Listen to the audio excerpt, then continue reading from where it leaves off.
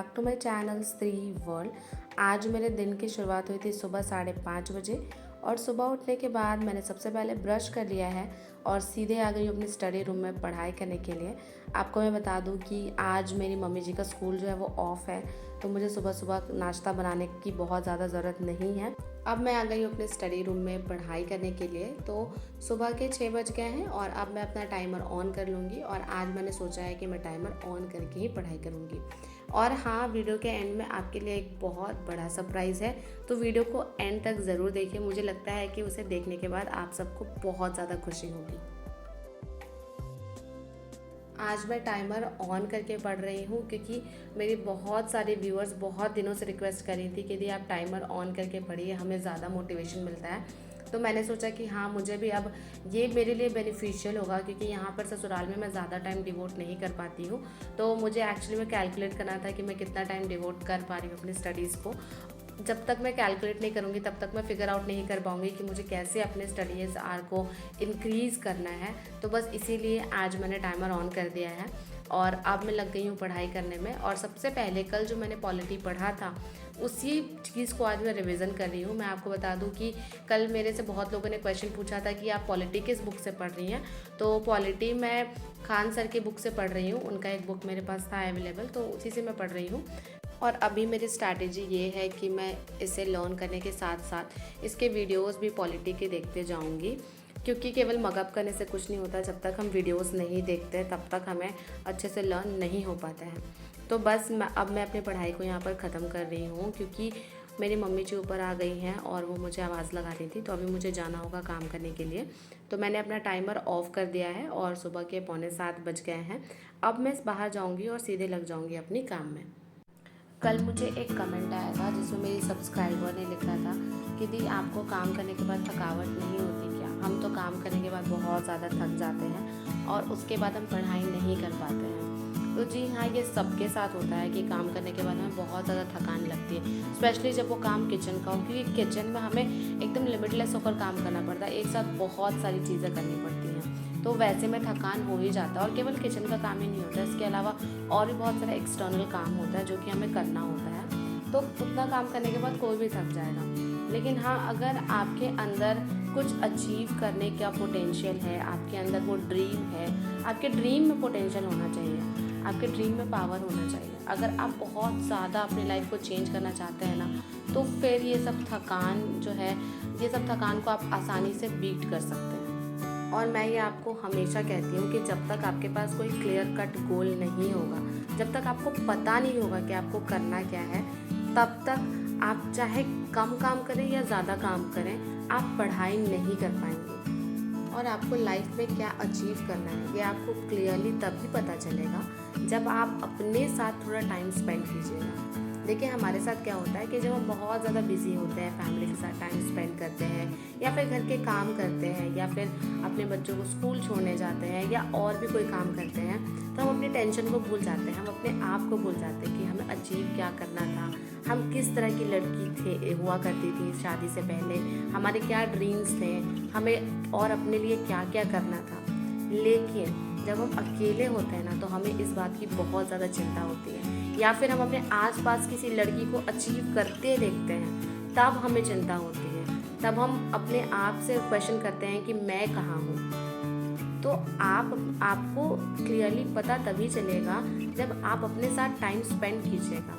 हर दिन 10-15 मिनट खुद से क्वेश्चन कीजिए कि आपको करना क्या है, जाना कहाँ है, उसका रोड मैप बनाइए, कौन से एग्ज़ाम को क्वालिफाई करना है, कितने टाइम में क्वालिफाई करना है और कितने घंटे की पढ़ाई करनी है। सब कुछ आपके पास पेन पेपर से लिखा हुआ होना चाहिए।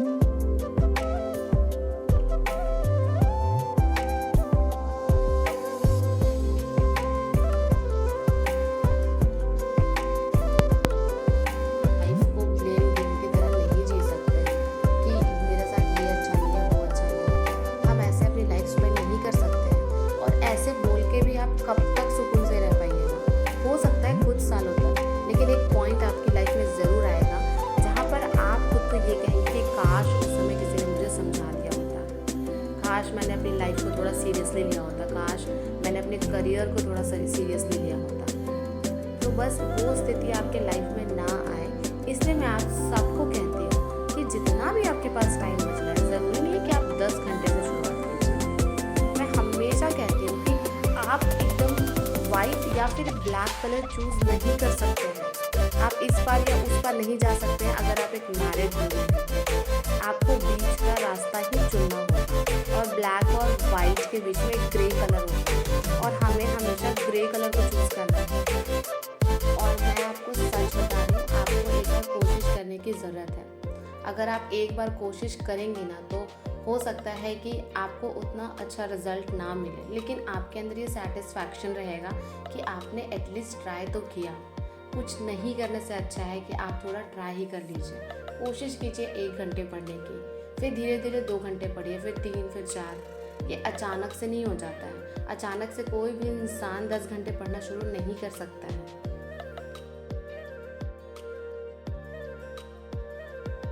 किचन का सारा काम कंप्लीट करने के बाद अब मैं यहाँ पर ब्रेकफास्ट कर रही हूँ और मैं कोशिश करती हूँ कि मैं ब्रेकफास्ट एकदम टाइम लेकर करूँ, क्योंकि मुझे लगता है कि सुबह का फर्स्ट मील एकदम एंजॉय करके खाना चाहिए। तो बस मैं अपने मील को एंजॉय करते करते आराम से खाती हूँ। मिलती हूँ आपसे नाश्ता करने के बाद। फाइनली मैं अपने स्टडी रूम में आ गई हूँ पढ़ाई करने के लिए। और ये जो बुक का सेट आप देख रहे हैं, ये बिहार बोर्ड की बुक है और ये क्लास 8 की बुक है। मैंने मम्मी जी को कहा था कि स्कूल से बुक्स लेकर आएँ ताकि मैं इनका कंटेंट देख सकूँ। एक्चुअली मैं देखना चाह रही थी कि साइंस, एसएसटी और मैथ्स में क्या कंटेंट है बिहार बोर्ड का, ताकि उसके अकॉर्डिंग मैं प्रिपरेशन कर सकूँ। तो सबसे पहले मैं सारे बुक्स को एक बार ऐसे ही रिव्यू कर रही थी। तो ऐसा कुछ खास कंटेंट नहीं है जो एनसीईआरटीज़ में होता है, वही है, बस चैप्टर्स के नाम जो है वो अलग लिखे होते हैं, लेकिन जो क्लास 8 का सिलेबस है वही फॉलो होता है यहाँ भी। बस डिफरेंस ये है कि एनसीईआरटीज़ जो हैं वो हिंदी और इंग्लिश दोनों में अवेलेबल है और बिहार बोर्ड के बुक्स जो हैं वो केवल हिंदी में आपको अवेलेबल रहेंगी। मेरे से मेरी कुछ सब्सक्राइबर्स पूछ भी रही थी कि बिहार के टीचिंग वैकेंसी के लिए कौन से बुक से पढ़ाई करें। तो एक्चुअली मुझे भी अभी एग्जैक्ट नहीं पता है। मैं खुद फिगर आउट कर रही हूँ कि मैं किस तरह से इसकी अच्छे से प्रिपरेशन कर सकती हूँ। तो इसीलिए मैंने ये बुक्स जो है मंगवाई हैं और जब कभी मुझे ऐसा लगेगा कि ये बुक बेस्ट है प्रिपरेशन के लिए तो मैं आपसे ज़रूर शेयर करूँगी। हाँ, बट एक बात हमें ध्यान में ज़रूर रखनी होगी कि चाहे हम जिस भी बुक से प्रिपरेशन करें, हमारा जो मेन फोकस है वो बिहार बोर्ड के बुक्स पर होना चाहिए। क्योंकि अगर बीपीएससी चेयरमैन ने ये कहा है कि बिहार बोर्ड की बुक से ही क्वेश्चंस आएंगे तो फिर ये बहुत बड़ी बात हो जाती है। तो ऐसे में हम इनको इग्नोर करके नहीं चल सकते हैं। और हाँ, मुझे बहुत सारे इसमें कमेंट आते हैं कि दी आप कैसे फॉर्म फिल कर सकती हैं, आप तो बिहारी नहीं हैं। तो देखिए, ऐसा कुछ नहीं है। जो मेरे मम्मी पापा हैं उनका नेटिव प्लेस जो है वो बिहार है। हाँ, हम बिहार से बहुत साल पहले झारखंड आ गए थे, बट हमारा गांव भी बिहारी है और वहाँ का भी मेरा रेसिडेंशियल सर्टिफिकेट जो है वो बना हुआ है। प्लस मेरे ससुराल से भी सब कुछ बना हुआ है, रेसिडेंशियल सर्टिफिकेट और जितना भी सारे डॉक्यूमेंट्स, इंपॉर्टेंट डॉक्यूमेंट्स बने हुए हैं। तो मैं आराम से इसके लिए एलिजिबल हूँ और मैं फॉर्म फिल कर सकती हूँ। इसके अलावा मुझसे कुछ लोग ये भी क्वेश्चन करते हैं कि वो दूसरे स्टेट से हैं लेकिन उनकी शादी बिहार में हुई है, तो क्या वो इसके लिए एलिजिबल है। तो मैं आपको बता दूं कि इसके लिए आपको नोटिफिकेशन का वेट करना होगा, क्योंकि अगर आपका नेटिव प्लेस बिहार नहीं है तो मे बी आपको थोड़ी प्रॉब्लम हो सकती है। इसके बाद मैंने एक बुक उठाया जो कि पॉलिटी की थी। मैंने सोचा कि करेंटली मैं पॉलिटी पढ़ रही हूँ तो मुझे पॉलिटी ही पढ़ना चाहिए दोबारा से। तो अभी मैं अपना टाइमर ऑन कर दूँगी और टाइमर ऑन करने के बाद पॉलिटी पढ़ने में लग जाऊँगी। मैं आपको बता दूं कि ये जो बुक्स हैं ये बहुत इजी हैं, कुछ ऐसा इसमें टफ़ नहीं दिया हुआ है और बहुत ज़्यादा इन्फॉर्मेशन भी नहीं है। बच्चों की किताब है तो बच्चों जैसा ही दिया हुआ है, तो इसीलिए मुझे ये बुक बहुत ज़्यादा बेनिफिशियल नहीं लगा। इससे मैंने केवल एक चैप्टर रीड किया है और एक्चुअली रीड करके देखना भी ज़रूरी था, क्योंकि जब तक हम कोई चीज़ पढ़ते नहीं तब तक हमें कन्फ्यूजन लगा रहता है कि पता नहीं बिहार बोर्ड की बुक में क्या ही दिया होगा। तो बस उसे मैंने एक चैप्टर पढ़ने में मुझे लगभग 15 से 20 मिनट लगे होंगे और उसके बाद मैंने उसे स्किप कर दिया। और फिर खान सर के पॉलिटी के सेशंस देखने लगी। एक्चुअली कल मेरी एक सब्सक्राइबर ने मुझे कमेंट करके कहा था कि दी खान सर के पॉलिटी के जो क्लासेस हैं वो यूट्यूब पर अवेलेबल हैं, आप वहाँ से देख सकती हैं। हाँ, तो फिर मैंने सर्च किया तो मुझे मिल गया और खान सर ने एकदम सीरीज़ से पॉलिटी बहुत अच्छे से कंप्लीट कराया है। तो अभी मैं वीडियो नंबर 1 देख रही थी और सर बहुत अच्छा पढ़ाते हैं और साथ साथ में कॉमेडी भी करते हैं, तो हंसी भी आते रहती है। पहले मैं सोच रही थी कि मैं इससे कुछ भी नोट डाउन ना करूँ, पर फिर अब मुझे अफ़सोस हो रहा है, मुझे लग रहा है कि मुझे नोट्स भी बनाते रहना चाहिए था। तो मैं अपने हस्बैंड से भी इस बात को डिस्कस करी थी, तो उन्होंने कहा कि जब तुम कोई बिहार 7th फेज़ का बैच परचेज़ करोगी तो उसी से नोट्स प्रिपेयर कर लेना और वहीं से अच्छे से पढ़ना। तो ये बात भी सही है।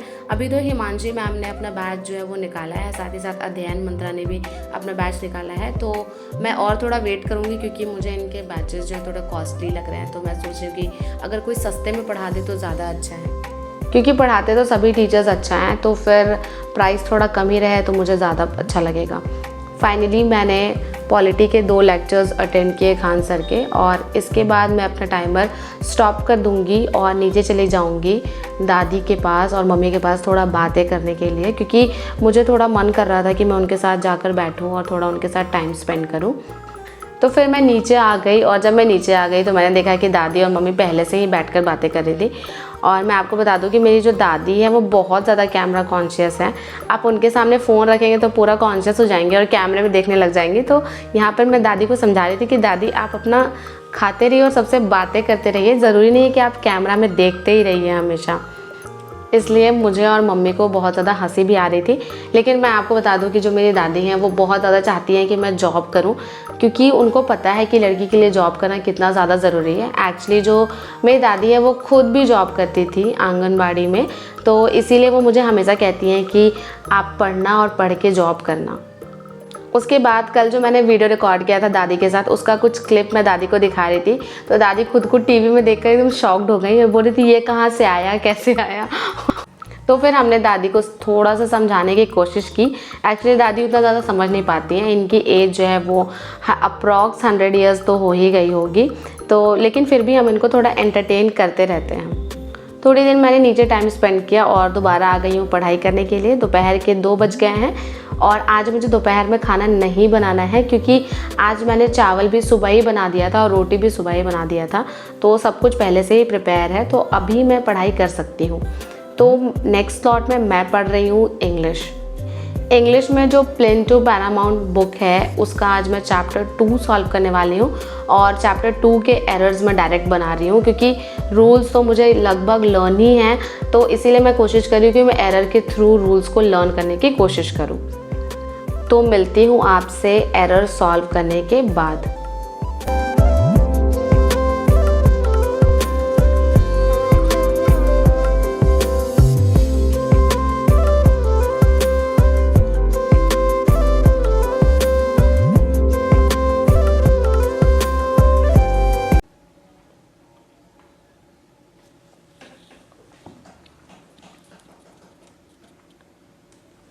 हे व्यूवर्स, शाम के 4:30 बज गए हैं, और जब मैंने एरर सॉल्व करना शुरू किया था तो फिर एरर सॉल्व करने के बाद मैं यहाँ पर 1 वर्ड सब्स्टिट्यूशन लर्न करने आ गई थी, और 1 वर्ड सब्स्टिट्यूशन लर्न करते करते मुझे थोड़ी नींद आ गई और मैंने टाइमर ऑफ करके मैं सो गई थी। लेकिन फिर अभी उठी तो 4:30 बज गए थे। तो बस आज मैं अपने स्टडी ब्लॉग को यहीं पर ख़त्म करूँगी, और इस तरह से आज मैंने लगभग 4.5 घंटे की पढ़ाई पूरी कर ली है। आप यहाँ टाइमर में देख सकते हैं, और मुझे अच्छा भी लग रहा है कि मैंने अपने स्टडी टाइम को ट्रैक किया है, क्योंकि कभी कभी ट्रैकिंग से हमें एग्जैक्टली पता चलता है कि हमने कितना टाइम जो है अपनी स्टडीज़ में डिवोट किया है। इसके बाद अब मैं नहीं पढ़ूंगी, क्योंकि मुझे मेहंदी लगवाने भी जाना है। मम्मी ने एक लड़की को बुलाया है, क्योंकि कल वट सावित्री पूजा है, तो उसके लिए मुझे मेहंदी लगवाना है। तो अभी मैं नीचे चली जाऊँगी मेहंदी लगवाने के लिए, और इसके अलावा मुझे वट सावित्री पूजा की बहुत सारी तैयारियाँ भी करनी है। लेकिन हाँ, मैं आपको बता दूँ कि वीडियो के शुरुआत में मैंने आपको कहा था कि आपके लिए एक बहुत अच्छी न्यूज़ है या बहुत बड़ी अनाउंसमेंट है, तो वो ये है कि कल मैं आप सबसे दोपहर के 2 बजे लाइव मिलने वाली हूँ। तो आप में से जितने भी लोग मेरे से मिलने के लिए एक्साइटेड हैं या मेरे से बातें करने के लिए एक्साइटेड हैं, कमेंट में एक येलो हार्ट ज़रूर भेजिएगा और मेरे से लाइव कनेक्ट होना मत भूलिएगा। आपके अंदर जो भी डाउट्स हैं, आपको लगता है कि अगर मैं आपके किसी डाउट को सॉल्व कर सकती हूँ तो आप मेरे से क्वेश्चंस पूछ सकते हैं और मैं कोशिश करूँगी कि मैं हर एक इंसान के क्वेश्चंस के आंसर दे पाऊँ। तो बस आज के व्लॉग को यहीं पर ख़त्म करती हूँ। अगर आपको मेरा आज का व्लॉग अच्छा लगा हो तो इसे लाइक और शेयर कर दीजिए। चैनल पर नए हैं तो चैनल को सब्सक्राइब कर दीजिए। मिलते हैं नेक्स्ट व्लॉग में।